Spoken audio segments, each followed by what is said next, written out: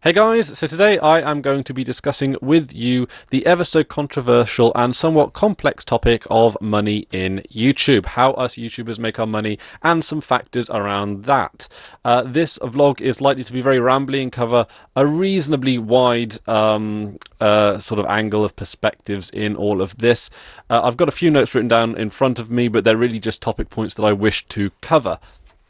So I'm going to start off by talking about what prompted me to make this video, but I will just add the preface that there is something that I would like you guys to watch at the end of this video. So if you kind of get bored or whatever, please skip to the end of the video because there is something that I would like to discuss with you and I would like your opinion on. I'll probably raise it again in other videos, maybe even make it a video in and of itself, but it's something that I particularly would like your guys' opinion on, particularly as subscribers, but also if you're just watching this video casually as well. Okay, so the thing that prompted me to make this video, because it's usually advised that YouTubers just don't talk about money in YouTube. It's something that just turns people off, and not because it's boring, but because it's just so controversial. Just the idea that YouTubers are making money off their subscribers is just for some reason considered just a very unattractive thing to talk about. But it's a complex issue, and there's so many factors to it that it just interests me on that level. Bigger YouTubers are more heavily discouraged, of course, than smaller YouTubers. I am, of course, a smaller YouTuber, and therefore do not have the burden of losing my home or my income should I say something controversial or mess this discussion topic up. So the thing that actually prompted me to make this video was Veritasium, actually, who released a video talking about his involvement with a new and up-and-coming company called Vessel. Vessel is a company that curate video content, and they offer a premium service to paid subscribers where paid subscribers can actually view effectively YouTube videos in advance of when unpaid subscribers can. So it's effectively a timed paywall. So if you want to view content sooner or earlier, you just pay $3 a month, which is actually a very reasonable rate. And you can go over to vessel.com to actually sign up to this service. A lot of people are describing it as Netflix meets YouTube. And believe it or not, I am not a fan. I usually love the idea of up-and-coming competitors to YouTube. I like the idea that Twitch and YouTube are separate. I like the idea that Amazon snatched in and bought Twitch, because Twitch is a venture that requires a lot of funding and a lot of decent tech behind it for it to expand and work. But I don't want Google swallowing up every single piece of competition. Amazon, I don't know, they're a bit of a mixed bag when it comes to them as a company, but at least the fact that Twitch is away from YouTube means that there is some degree of competition there, and competition in a marketplace like this is always a good thing for the consumer. So, Veritasium, or Derek from Veritasium, has started putting his videos, as well as many other YouTubers, on Vessel, where if you wanted to view them earlier, then you would just have to pay $3 a month, and it's as easy as that. It's the actual way that Vessel works as a funding system, I actually really like, because that $3 then gets divided up, of course, among the Vessel videos that you watch, and the Vessel channels that you were subscribed to, and you can actually earn a much higher CPM. CPM is cost per milli, I think is what it stands for. It's your the amount you get paid per 1,000 views, and this differs incredibly wildly across all the different YouTube channels. I remember hearing Lindsay Doe, who does a fantastic channel called Sexplanations, which is a sex ed channel, talking about why her Patreon subscribers are so important, because there is a video on Sexplanations which has, I think it's 1.7 million views, which has made about $500, which is not good. Now, YouTube terms and conditions forbid me about talking specifics about money, so I'm going to not talk about that on my channel for fear of breaking TOS.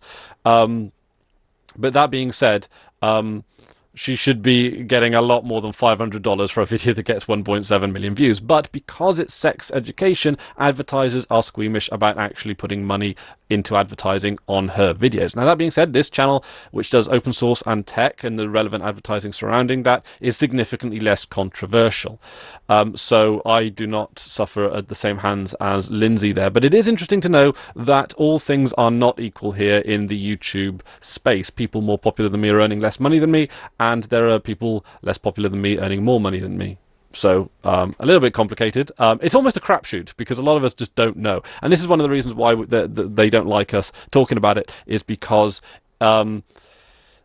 because quite frankly, they don't want people getting annoyed that such and such is putting a lot less work into their content but getting more views simply because the advertisers are more attracted to them, or getting more money because someone's getting less views but they're getting more money per view because advertisers are more attracted to them. It's a bit of a cruel, well, I say it's a bit of a cruel world, but that's how advertising works. A lot of people are a bit annoyed at Derek for putting his videos on Vessel because they consider it the thin end of the wedge in terms of putting video content, or just content in general, behind a paywall, which people just do not like. They do not like even the idea of putting content behind a paywall. They like the idea of, well, first of all, being part of a community. Like Veritasium, which is the channel's name, it is part of a wider community, and I think that people feel that if you're putting too much of that stuff behind a paywall, that community will be then truncated. Of course, Derek will make sure that doesn't effectively happen, but people don't necessarily trust the judgment of the decisions made. Further to that, a lot of Derek's audience are quite young and therefore cannot afford stuff behind a paywall. So of course they're going to be angry because through effectively no fault of their own, they are going to be denied content which is available to other people. And again, the reason for this is, and it's a bit of a harsh truth, is that there's no fault on Derek's part here. It's the fault of the wider people who effectively use ad block more than anything else, particularly indiscriminately. Ad block has caused a massive cut in the amount of earnings that YouTubers get. YouTube has been reasonably lucrative thanks to pre-roll ads, but because people effectively don't like pre-roll ads, they will go out and find ways to avoid viewing them. Hence the success of AdBlock Plus, which in and of itself is an open source open source add-on or open source application or whatever you want to call it. So props to it there, even if it's causing some degree of problems. So effectively, AdBlock, you don't get paid if AdBlock Plus bypasses an advert for you, bypasses an advert, because well, you're not watching the advert, and that has caused a lot of YouTube. That's caused a big pay cut, effectively, for a lot of YouTubers. But then again, I don't think AdBlock Plus is inherently like an evil application. I use it, but I don't use it indiscriminately. If there is any site that I am in any way impressed or enjoy or whatever, I will whitelist the site, which means that ads will be shown. I also allow the feature that allows sensible and non-intrusive advertising to not get filtered, so that I am exposed to a degree of advertising. But the thing about what AdBlock Plus is that it's one of the most effective forms of stopping you from getting malware and viruses, because as I'm sure on many websites that are not as upstanding as YouTube and Vessel and other sort of larger websites, there are other websites that of course use advertising, or advertisers on these less well-known websites will use dubious means for you to click on their ad and download their product, which then contains malware. And I have effectively acted as IT support for countless friends and family who are not as internet savvy as perhaps people who watch my videos.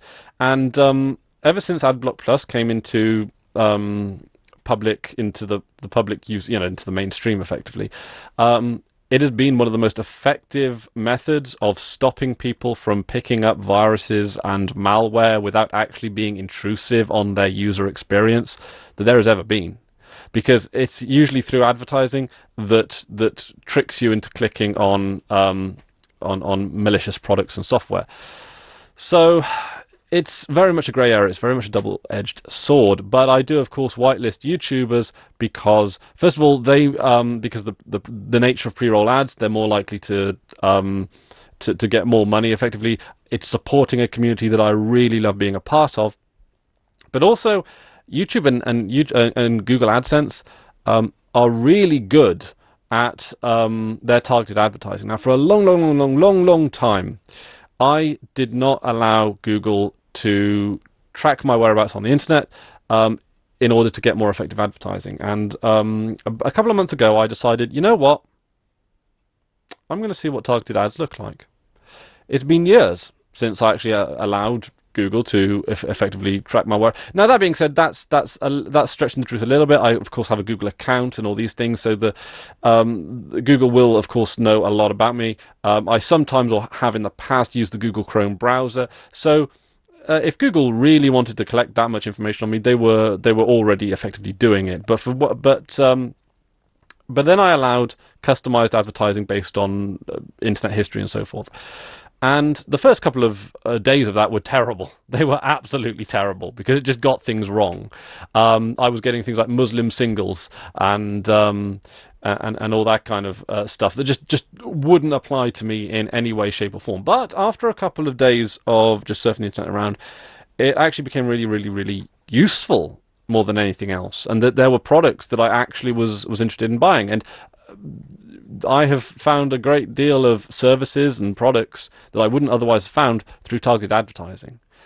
And if that's the price to pay for so many free tools, I mean, let's face it, Google give away a lot. Google Drive, YouTube, Gmail, fantastic services, the calendar, Android for, I mean, okay, that's open source, but you can guarantee it's funded by Google and it's all part of the Google family. Google have done amazing things. They have open sourced the Chrome browser for Chromium. Android, of course, is the biggest success Linux has ever seen.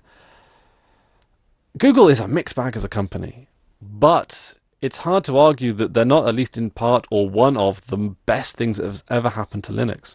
And that's even bearing in mind that Google Drive has not yet been released on Linux. It's a grey area. It's a very mixed bag as to what Google has meant to Linux. But Google, unlike many of the other big companies, acknowledge that there are Linux users. They bring out their browser specifically for Linux, and they update it on a part. There is Linux, Windows, macOS parity across the browsers, if I'm not familiar, or at least it's near parity. And if you don't like using their proprietary Chrome browser, use Chromium. It's nearly as good. It's the Flash. But that's Adobe, and we don't really like Adobe here in the Linux community. God, this video is rattling on, but bear with me, guys, because there is a point to it. But yes, okay, so that aside, Adblock has really made a lot of YouTubers effectively suffer and had to look for other ways to get income from making videos. Making videos does take a lot of time, and if you're serious about building a YouTube channel, it's going to cost you in terms of work hours and everything else. Yeah, YouTubers, I think, they deserve earnings just like anyone else who has a job. And effectively, Adblock it's YouTube's version of pirating. That's effectively what it is. There are sometimes good reasons for pirating.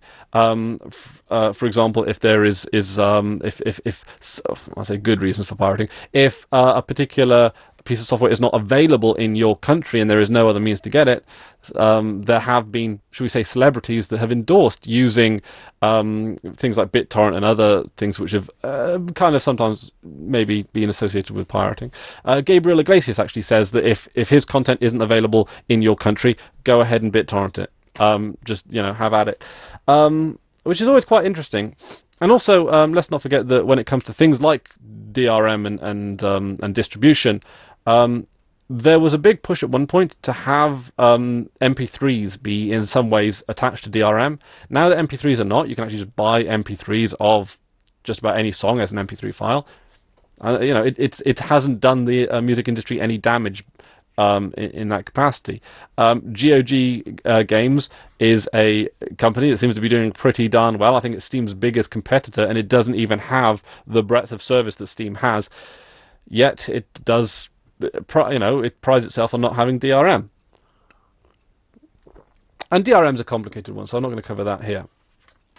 But people are getting a bit antsy that stuff is starting to creep behind paywalls, and content creators are getting a bit antsy that more and more people are using Adblock Plus. We're at an impasse here. We're absolutely, positively at an impasse here. You want to see less stuff behind a paywall? Stop using Adblock. It's as simple as that, really. Of course, that's easier said than done. Sometimes it's just too easy, and sometimes you or a person just may feel that their single individual actions just do not will not make, will not turn the tide.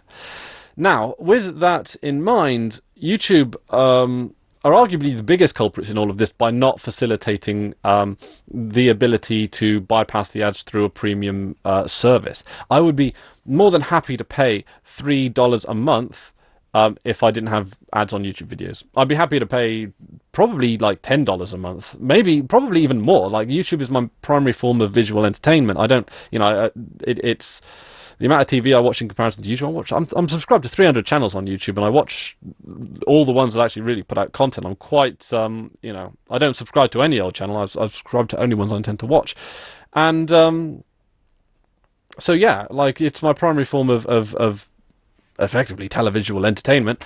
Yeah, I'll pay.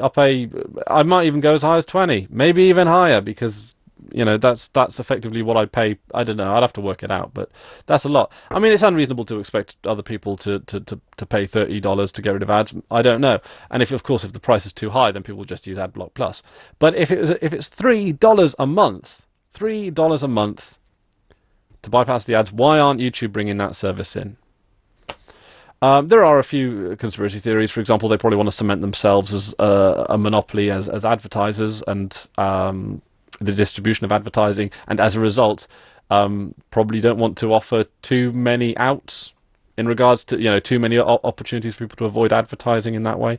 But then if you take that $3 a month or whatever dollars a month, and then distribute it among the people who have seen, as if it were ad revenue, content creators could probably get more money, as well as people viewing less adverts. It's an interesting concept. Because the thing I don't like about Vessel,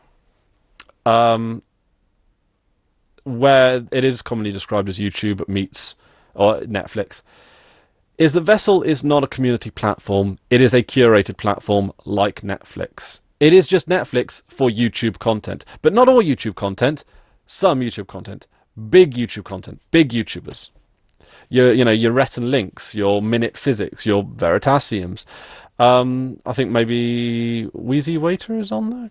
I could be. No, yes, he is. I think. Oh, I don't know. Correct me if I'm wrong on that one. There are a lot of big YouTubers on Vessel, and YouTube has gained its strength through its community, which is why Google see the value in open source. Of course, they don't open source everything, but they open source more than they have to. And it's because they know the value of community, the value of power. YouTube would not be YouTube if they only allowed certain types of people to upload videos. It's that universality, it's that near meritocracy of anyone being effectively able to make it as long as they put out good content that has made YouTube successful. Vessel is basically allowing YouTubers who have succeeded through this meritocratic system and allowing them to pull up the ladder behind them. And that is something that I cannot stand. I cannot stand when people grow fat off the success of a particular system and then withdraw it to everyone else. I think the key element here, of course, is tuition fees. Sorry, don't want to get too political with you, but we have a House of Commons who has their education has primarily been provided by the taxpayer in the form of free university tuitions and living grants as well, in a lot of cases, and then on the benefit of that education get elected to Parliament and then make everyone else pay for university. It's that kind of hypocrisy. You get fat off a system and then prevent other people from doing so. Can't stand that. I don't think that's necessarily a malicious intention on behalf of YouTube's going to Vessel. I don't think they've really thought through the consequences of their action. I think that they've got, well, I've got bills to pay, and this seems like a reasonable way of doing it. But I think that if Vessel were to succeed, and I don't think it will, I think it will hurt communities. So you'll never see me on Vessel, and you'll never see me. You'll never see me participate in a system which I feel disconnects you from me. So there's that. That brings me on to the next point. Patreon. Because Patreon's an interesting one, especially since Subbable has been bought up by Patreon. Subbable, obviously, a much smaller company run by Hank Green and company. And it was very interesting. It was released. Was it released near around the same time as Patreon, Subbable, and Patreon? And ever since their initial creation, they have been growing similar and similar. And due to logistical reasons, more over anything else, Subbable has merged or has been bought by Patreon in a pretty amiable business transaction. Actually, there's no, in a way that benefits just about everyone, which is quite nifty, which is something that you don't usually see happen. And I like that, actually, because I wouldn't support content creators on Subbable because I tend to like these things just in one place, one feed. So that's good. It means that I'm effectively more likely to be able to support content that I wouldn't otherwise be supporting because they'd be on Subbable. Because when it comes to like regular outgoing payments, I tend to like to keep them as streamlined and sensible and maintainable and as easily visible, sort of visually recognizable as possible. But Patreon's an interesting one. Patreon is there are ups and downs to Patreon, and I'd love to hear your thoughts on Patreon down in the description below, actually, because there are a number of channels which I've considered subscribing to on Patreon, and I only support channels on Patreon that have like a track record of success. But there are, to be honest, I'd even go so far as to say there are more content creators on Patreon that fail to meet their initial claims than the ones that do. I think there are a small handful of channels that actually keep up what they said they were initially going to do when they launched their PayPal account or launched their PayPal campaign. But there are one or two channels which I think do. So props to people like Jim Sterling from thejimquisition.com, who has, since going independent, has put a ton of work into his website and his career. And I think that, for example, is a success story. I'm not going to point out any failure stories because I don't want to be like that. I don't want to name and shame right now. But the case is that I know that there are provisions to say that if someone doesn't produce X amount of content a month or whatever, then you don't actually have to pay your AdBlock your Patreon subscription. But that being said, it doesn't stop people from coasting on the bare minimum, things like that. With the YouTube advertising model, when AdBlock Plus isn't necessarily involved, or in spite of AdBlock Plus, you are at the mercy of market forces, which kind of means that if you don't show up for work, you don't get paid. Whereas with Patreon, that doesn't always necessarily come through. I've also seen Patreon as a way to basically extort money from people as well. Actually, there's a documentary being planned called The Sarkeesian Effect, which is supposed to be this documentary which is going to take down Anita Sarkeesian. And they're not funding it through any kind of Kickstarter campaign. They're funding it through a Patreon, which is a bit unusual. You don't usually fund a documentary through a Patreon. You fund ongoing work through a Patreon. You fund like a documentary thing through a Kickstarter or an Indiegogo or something like that. And it looks to me that particular campaign is just trying to take money from people because it says once we reach X amount on our Patreon campaign, then we'll start working on a documentary. Well, and they're short, so they're getting people who are actually paying for this documentary, but they're not making this documentary because they haven't reached this level on Patreon so far, because they're basically saying that the work is ongoing to make this documentary when it's not. It's a documentary. It's a thing, which is, I don't know. It seems like they're basically using the people who are critical of Anita Sarkeesian as cash cows, and that's not right. I'm sorry. I mean, yeah, it's not. Admittedly, that's a group of people that I won't usually stand up for, but I don't think, even if you sort of disagree with me on a lot of things, I don't think you should be the victim of extortion. So yeah, I've seen Patreon mess up, but I have seen it succeed. So I think when it comes to Patreon, you've got to be on your guard on that one. Otherwise, you can end up basically funding someone to keep their feet up. And I've seen people, and I've seen people basically travel the world, do one video a month, on false promises, or at least false insinuations as well. Because I don't think I wouldn't fund a Patreon of someone that produced something once a month unless it was like really grand. Then I simply wouldn't. So that brings me on to my final point, and I apologise for this video being rambly and going on and on and on and on and on, but I kind of wanted to get this off my chest, and it's been a while since I just did a really long video, so thank you very much for watching, but I would like to ask you guys a question, and this isn't, well, accept this question as you will, and I'll answer as many questions as I can down in the comment section below, or if necessary, in another video.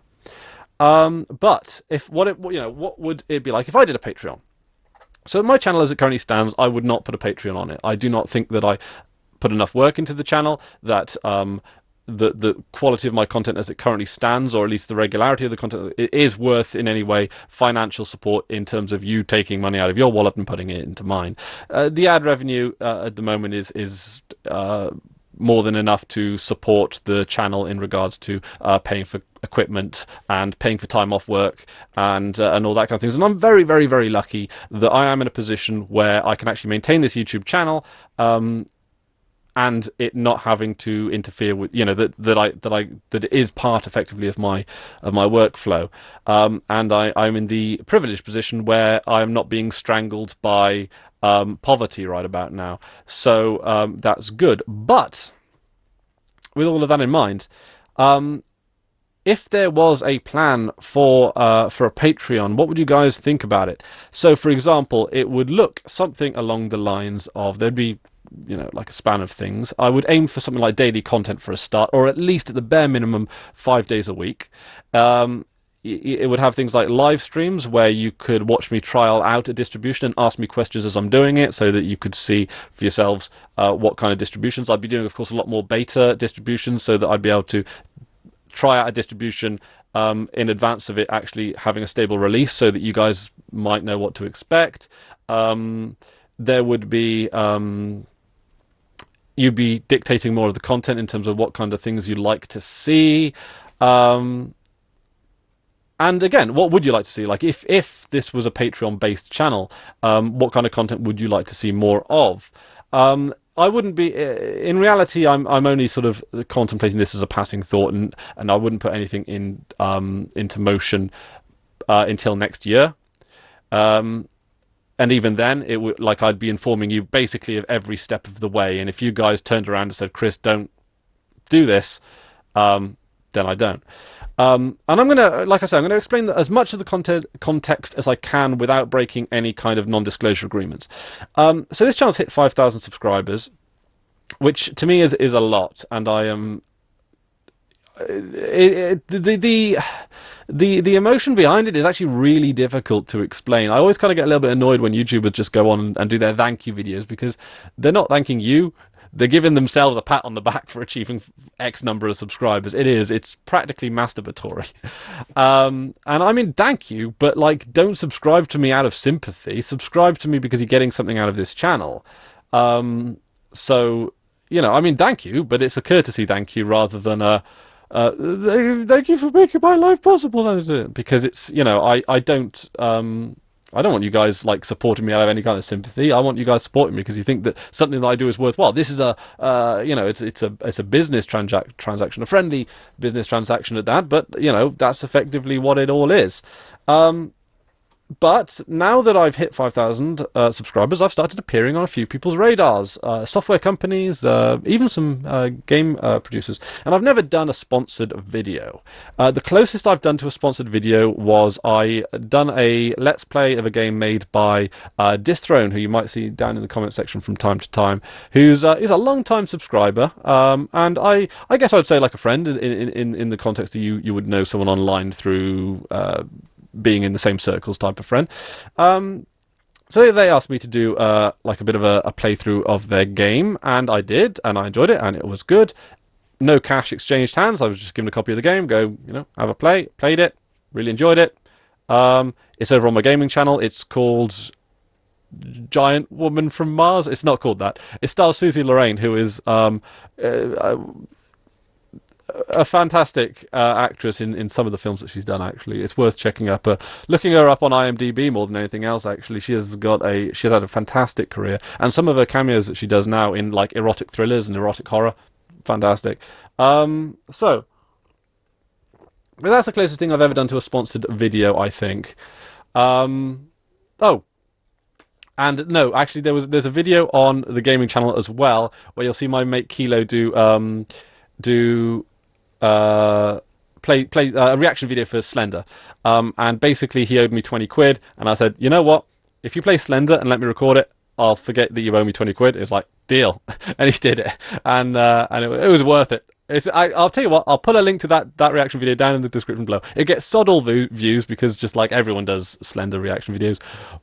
The language is pretty colourful, but man, it was worth every penny of that 20 quid. But yeah, that's literally about the business extent. Everything else comes from advertising revenue, and I am fortunate enough that because of Linux, open source, tech, and my demographic as well. My demographic is about my typical viewer is me. It's the same age, male, comes from an English-speaking country, unsurprisingly. A lot of German people watch this channel, actually, so guten Tag. Yeah, and so people in my demographic tend to be quite attractive to advertisers. We tend to have some disposable income. We tend to be more inclined to spend it. And we tend to be more excited about new and exciting things and so forth. And when it comes to targeted advertising, this channel, of course, has developed a theme over the years in tech and Linux and open source, so it becomes easier to advertise to this channel.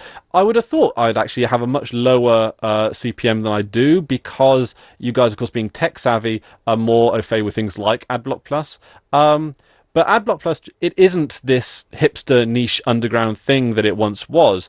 People who don't use AdBlock Plus now are either very, very, very new people to computers who just would not be in any way interested in this channel, or people that don't use AdBlock Plus out of principle and wish to support the content creators that they enjoy.